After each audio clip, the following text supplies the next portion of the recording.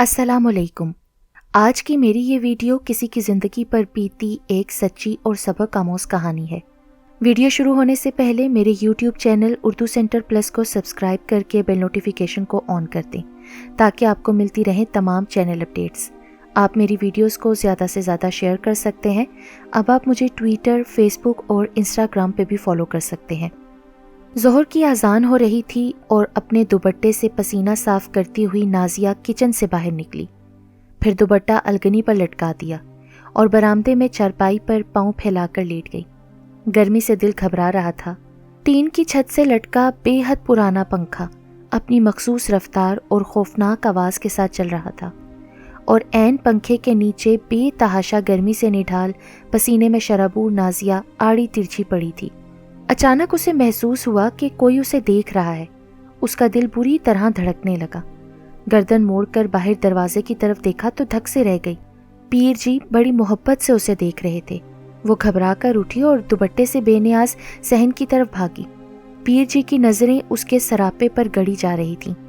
नाजिया ने तार पर से दुपट्टा उतार कर अपने जिस्म के गिर्द लपेट लिया। अस्सलाम वालेकुम पीर जी, नाजिया हकलाने लगी। वालेकुम अस्सलाम, पीर जी ने उसके दिलकश सरापे को घूरते हुए जवाब दिया।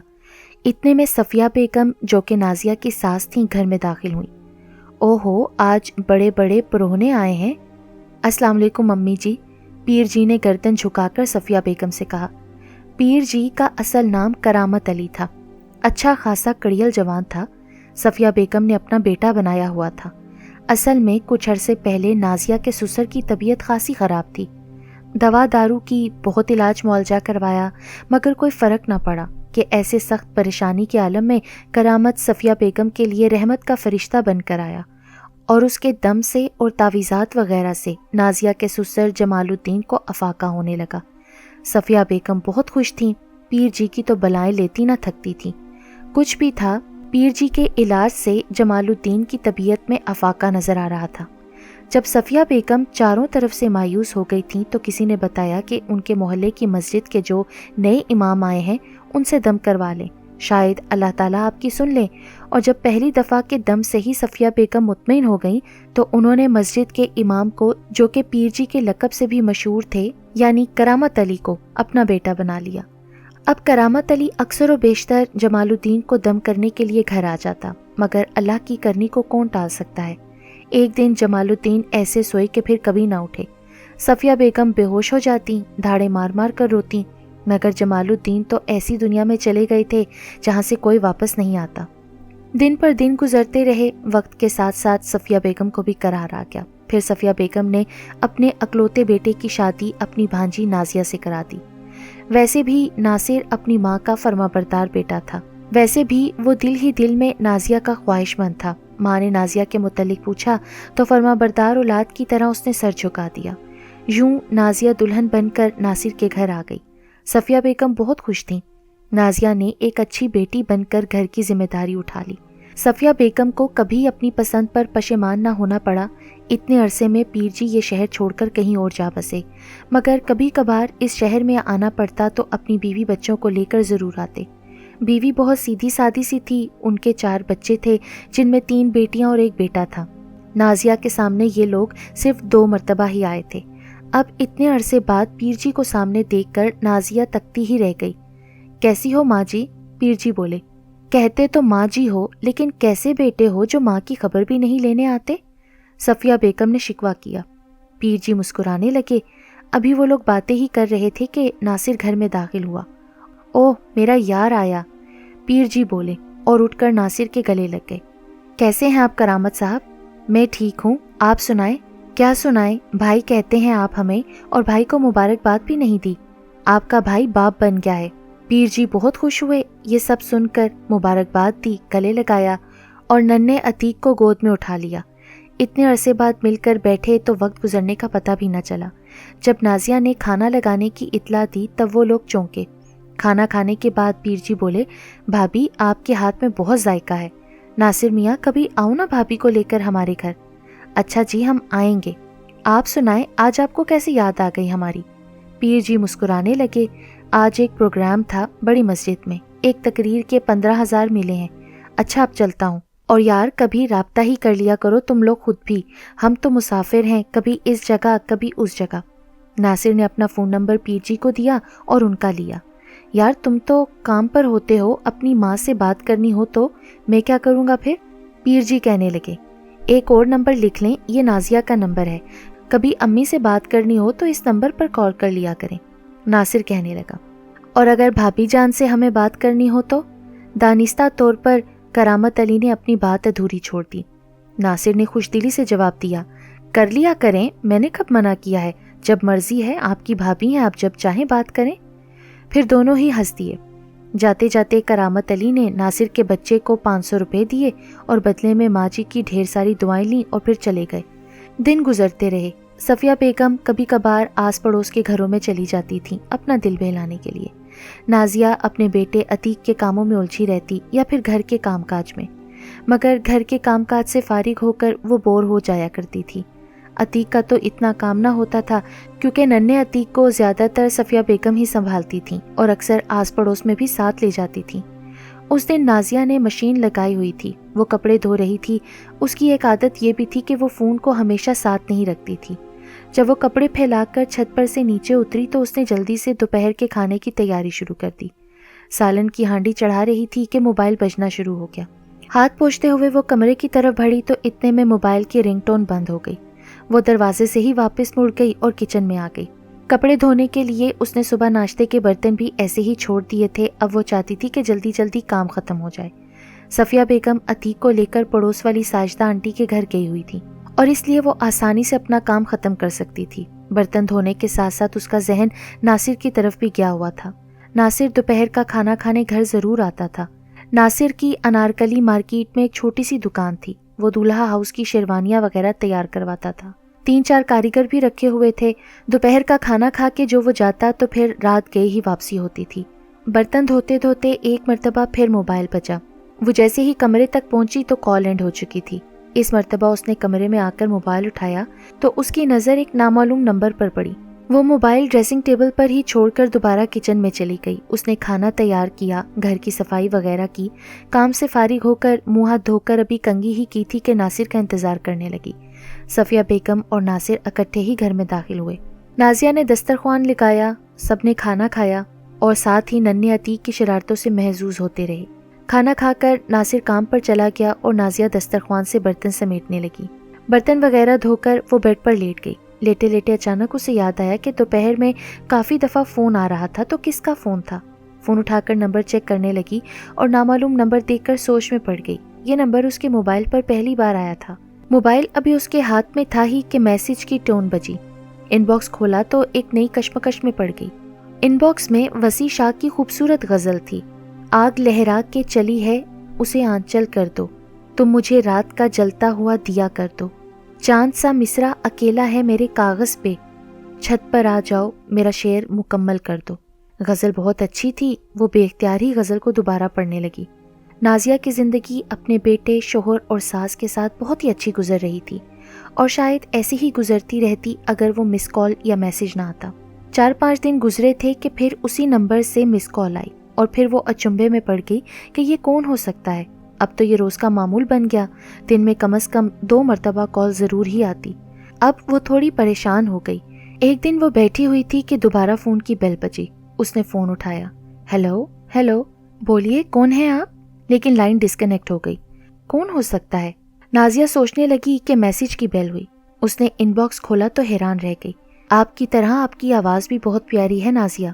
وہ سوچنے لگی کہ یہ کون ہو سکتا ہے جو اسے جانتا ہے، اور پھر نازیہ نے بھی میسج بھیج دیا۔ آپ کون ہیں؟ آپ مجھے کیسے جانتے ہیں؟ پھر میسج آیا، میں آپ کو بہت اچھی طرح جانتا ہوں۔ آپ کے شوہر کا نام ناصر ہے، ایک بیٹا بھی ہے اور ساس بھی آپ کے ساتھ ہی رہتی ہے۔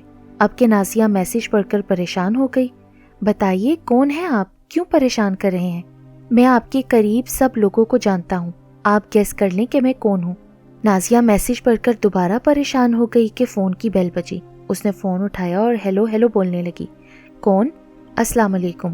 اس بار ایک بھاری مردانہ آواز سنائی دی۔ وعلیکم السلام، میں آپ کو پریشان نہیں کرنا چاہتا، صرف بات کرنا چاہتا ہوں۔ مگر آپ ہیں کون؟ آپ بھی مجھے جانتی ہیں، خود ہی بوجھ لیں۔ نہیں بتانا تو نہ بتائیں۔ अरे अरे रुको तो सही, बताता हूँ। मैं करामत अली शाह हूँ, आपकी सास का मुंह बोला बेटा। अब की बार उसने बता ही दिया। ओह सॉरी, मैंने तो आपको पहचाना ही नहीं था।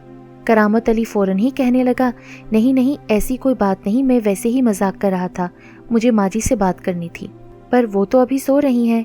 कोई बात नहीं, उन्हें सलाम कहिएगा। अच्छा भाभी, बुरा लगा हो तो मैं माजरत चाहता हूँ कि आपको तंग किया। नहीं कोई बात नहीं।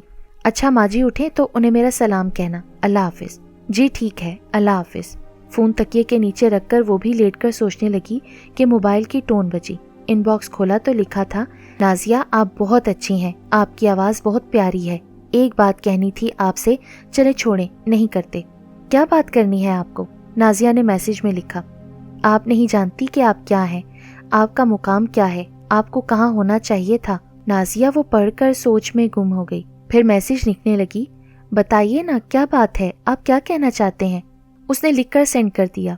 रोने से नहीं हासिल कुछ ए दिल सौदाई, आंखों की बर्बादी दामन की भी रुसवाई। हम लोग समंदर के बिछड़े हुए साहिल हैं, उस पार भी तन्हाई इस पार भी तन्हाई। मैसेज पढ़कर नाजिया दोबारा लिखने लगी, शायरी अच्छी करते हैं आप, पर आपसे कम, आप ज्यादा अच्छी हैं। स्क्रीन पे ये तहरीर पढ़कर नाजिया के लब खुद ब खुद मुस्कुराने लगे। कहते हैं कि खाली दिमाग शैतान का घर होता है, यही नाजिया के साथ हुआ। नाजिया भी अक्सर करामत अली से बातें करती रहती, कभी फ़ोन पर और कभी मैसेजेस पर, मगर उसके साथ बातें करते हुए ध्यान रखती कि हद से ना गुजरे। वो जानती थी कि वो शादीशुदा है, एक बच्चे की माँ है, इसलिए वो करामत अली से बातें भी एक इंजॉयमेंट के तौर पर करती थी, सिर्फ तफरी का जरिया समझकर। इसलिए उसने कभी सफिया बेगम और नासिर को इस बारे में कुछ नहीं बताया था कि करामत का फोन आता है, वो अक्सर उससे बातें करता है, मैसेजेस भी करता है और शेर व शायरी भी भेजता है। ये बातें ज्यादातर तब होती थीं जब सफिया बेगम घर ना होती थीं या कभी सो रही होती थीं। एक दिन वो करामत से फोन पर बात कर रही थी कि वो कहने लगा, अपनी आवाज में कोई गजल सुनाओ।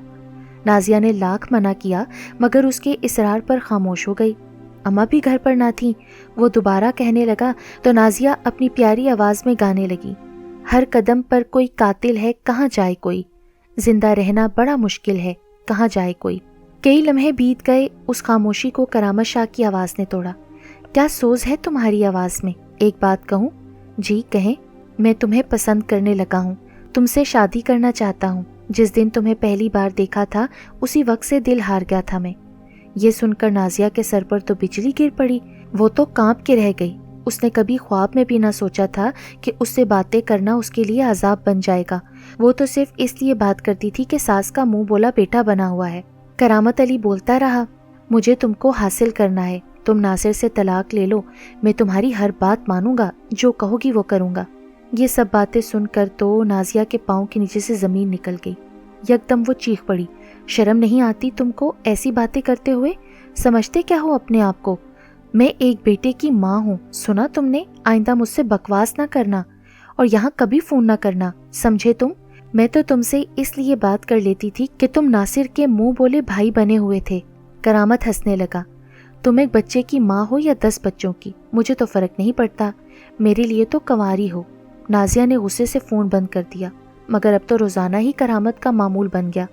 रोजाना ही फोन करके नाजिया को तंग करने लगा। उसका कहना था कि उसके मैसेजेस उसके पास सेव हैं या फिर उसकी आवाज की रिकॉर्डिंग है। नाजिया अंदर ही अंदर घुलने लगी। नासिर भी उसकी गिरती हुई सेहत देखकर परेशान हो गया।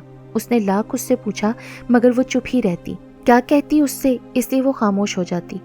और तो और अब तो करामत ने नाजिया को धमकियां देना शुरू कर दी कि वो उसे हासिल करने के लिए एक चिल्ला शुरू करने लगा है जो 14 दिन के अंदर अंदर उसका और उसके शोहर का हशर खराब कर देगा। और उस खबीस ने ऐसा कर भी दिखाया। नाजिया को डराने के लिए काले जादू का सहारा लिया जो कि वो खबीस पहले से जानता था। नाजिया रोज बरोज कमजोर होती जा रही थी। अब तो उसे अपने सहन में अक्सर व बेशतर कुछ न कुछ नजर आता रहता था।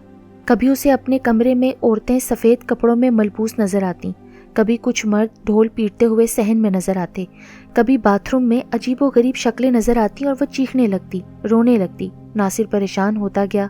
वो नाजिया से बहुत प्यार करता था, इसलिए वो अब संजीदगी से इस बारे में सोचने लगा। दिन गुजरते रहे और नाजिया की हालत बिगड़ती रही। सफिया बेगम बहुत परेशान हो गई, दुआएं सूरतें पढ़ पढ़ के फूंकती। घर का माहौल भी बहुत खराब हो रहा था। وہ گھر جو بہت خوش و خرم اور خوشحال تھا اب اس کے در و دیوار سے ویرانی ٹپک رہی تھی۔ پھر ایسا ہوا کہ آہستہ آہستہ نازیہ زندگی کی طرف آنے لگی۔ صفیہ بیگم بھی نازیہ کی سدھرتی حالت سے بہت خوش تھیں۔ ایک دن صفیہ بیگم کی طبیعت خراب ہو گئی، ان کا بی پی لو ہو گیا تھا۔ دوائی کھا کر وہ سو گئیں کہ دروازے پر زور زور سے دستک ہوئی۔ ناصر کی چھٹی تھی، اس نے دروازہ کھولا تو حال سے بے حال ڈھیلا ڈھالا لباس جو کہ جگہ جگہ سے پھٹا ہوا تھا، بال حد سے زیادہ بڑے ہوئے تھے، جگہ جگہ چہرے پر کھرونچوں کے نشان اور ہاتھ میں بیساکھی لیے کرامت علی کھڑا تھا۔ نازیہ صحن کے بیچوں بیچ کھڑی تھی۔ کرامت علی کو دیکھتے ہی سکتے میں آ گئی۔ کرامت علی اندر آیا، ناصر اور نازیہ کے قدموں میں بیٹھ کے اور معافی مانگنے لگا۔ اس نے اعتراف کیا کہ میں نے نازیہ پر کالا جادو کیا تھا، جس نے پہلے تو کافی اثر کیا مگر پھر پتہ نہیں کیا ہوا کہ جادو الٹ گیا، جس کی وجہ سے کرامت علی کی یہ حالت ہو گئی اور اس کی ٹانگ بھی ٹوٹ گئی اور اب بھی اسے ذہنی اور جسمانی طور پر سکون نہیں ہے۔ وہ ان دونوں سے معافی کا طلبگار تھا اور ان کے آگے ہاتھ جوڑے کھڑا تھا۔ ناصر آگے بڑھا اور نازیہ کے کندھوں پر ہاتھ رکھ کر بولا، نازیہ اسے معاف کر دو، تمہارا مجرم ہے مگر اس وقت بے بس ہے، اللہ بھی معاف کرنے والوں کو پسند کرتا ہے۔ نازیہ نے چونک کر ناصر کی طرف دیکھا تو وہ مسکرا رہا تھا۔ نازیہ نے کرامت علی کو معاف کر دیا تو وہ چلا گیا۔ پھر نازیہ سے ناصر بولا، ہاں میں سب کچھ جانتا ہوں، جب تمہاری طبیعت روز بروز گر رہی تھی، تم حد سے زیادہ پریشان رہتی تھی، تو ایک دن میں نے تمہارے موبائل میں دھمکی بھرے میسیجز پڑھ لیے تھے اور میں سب معاملہ سمجھ گیا، اس لیے فوری طور پر ایک پہنچے ہوئے عامل کے پاس جا پہنچا۔ عامل صاحب نے بتایا کہ اس پر کالا جادو کیا جا رہا ہے۔ میرے کہنے کے مطابق عامل صاحب نے اس کا عمل اسی پر الٹا کر دیا اور جس کا نتیجہ آج تمہارے سامنے ہے۔ ٹھیک ہی کہتے ہیں کہ اللہ کی لاٹھی بے آواز ہوتی ہے۔ نازیہ یہ باتیں سن کر رو پڑی اور ہاتھ جوڑ کے معافی مانگنے لگی۔ ناصر مجھے معاف کر دو، میں تم سے بتائے بغیر کرامت سے میسیجز اور فون پہ بات کر لیتی تھی، لیکن میرا ہرگز کوئی غلط ارادہ نہ تھا۔ وہ تو تمہارا منہ بولا بھائی بنا ہوا تھا، وہ مجھ سے باتیں کرتا تھا، میں اس کو جواب دے دیتی تھی، لیکن میں کبھی اپنی حد سے آگے نہیں گزری تھی۔ بس چپ۔ ناصر نے نازیہ کے ہونٹوں پر انگلی رکھ کے اسے خاموش کر دیا۔ پگلی مجھے پتا ہے تم مجھ سے اور اس گھر سے کتنا پیار کرتی ہو۔